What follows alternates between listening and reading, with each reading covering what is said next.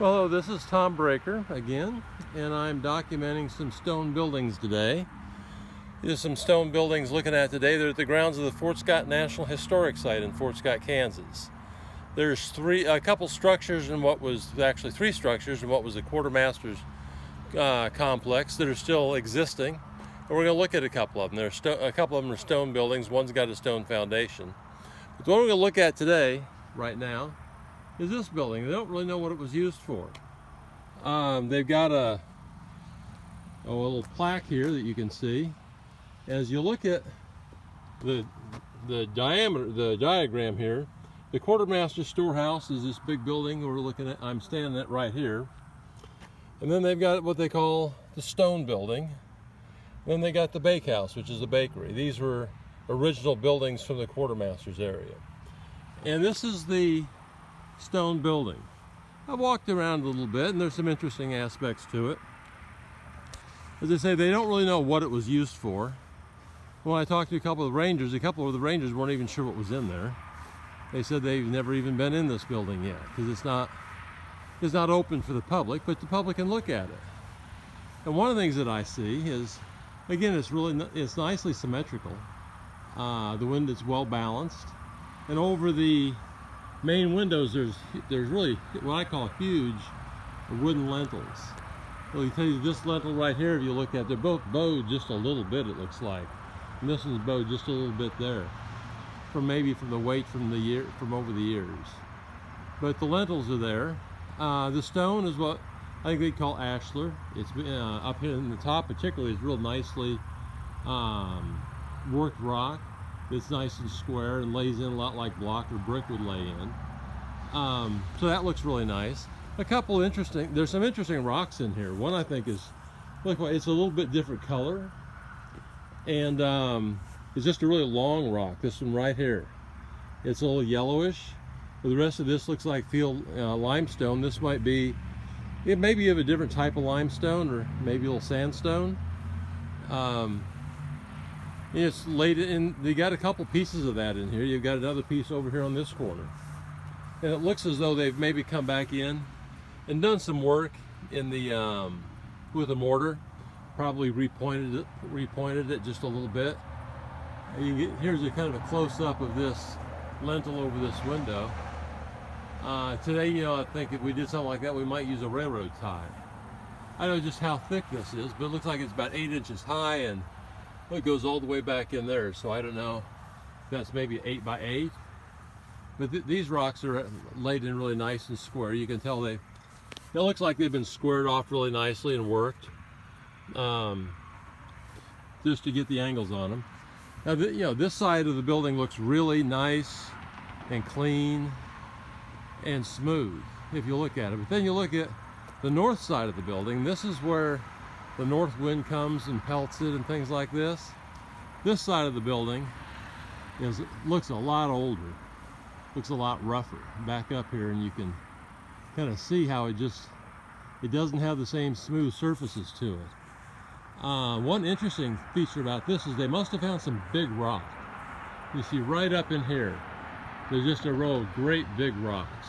They laid them vertically as opposed to lay them with the bed, as they call it. When they lay them with a bed, that means that instead of laying it vertically like this, they lay it horizontally, kind of like they would have been found probably in the earth when they picked them up. But you can see here where some of this is worn out here and kind of got caved in, and some of the rocks are out here.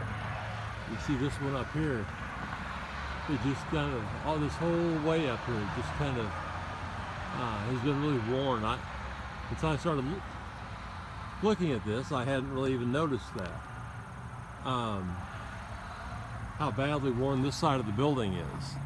So this is probably, again, they've come in and done some repointing or tuck pointing here because the mortar is really nice in there. And you can kind of tell where that new mortar's been put in. You see you've got this little crack there, and then you've got some other back in there. So this has been kind of put in front of it to preserve the mortar that was there. And then again over the doorway here, there's a wooden lintel, and you've got a little stair, a little rock down, no, little rock. Got a rock down there for the step. And it, you know, they've got a nice door on it. They've kept it painted well. Again, here it's amazing just how rough this side of the building is. But then you come around to this side of the building.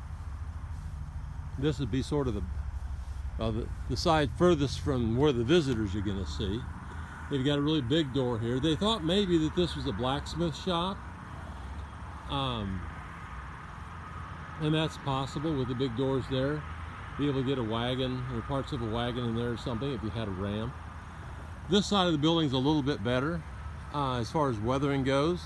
Down low, you can see here, kind of below what would be the floor line here. It's weathered a little bit, but again, you've got these really big rocks right through here. You got one, and then this little V-shaped rock here, and another one. Seems like they kind of wedge out that way. I don't think that the sorry about the finger there. I don't think that the shape of the rock is really significant here. I think they just had some big rocks that were going to work, and they thought, well, let's put them in here, because you've got a small rock with a V between those, just to kind of fill up that space. But it's kind of interesting that, you know, they used the rocks that they had available. As you go up the wall, go right in through here, and it still kind of looks rough, but then you get up to about where, I presume that might be a second floor, because you've got this window up here. So that might be about where the second floor starts. That rock is really nice again. They've got it all squared up, and it lays in, like I said, like brick or like block, and it fits in really well. Then you got the back of the building, which again is just, it's pretty smooth, doesn't look like it's too weathered. Right up here in the corner, as you see, there's another little block of that yellow rock. Not sure exactly where that would have come from. That little chimney up there. And then when the ladies at the office said they didn't really know what was in here, there's a window right here, so I kind of peeked. And with my flashlight, I could tell that it looks like the park keeps some of their scaffolding in there. Sometimes they paint, and they work on the different buildings that they have here. This is the quartermaster's storehouse, and they've got some barracks over there and a barracks building here. When they paint on those, they use scaffolding on the outside, and it looked like they had some scaffolding in there from what I could see through the window. So this is what they call the Rock Building at the Fort Scott National Historic Site.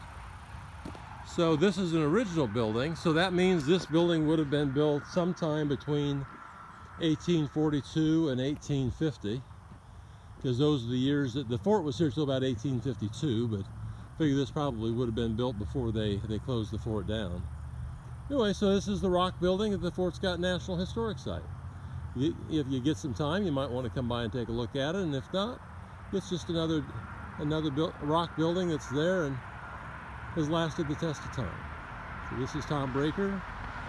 Talk to you again.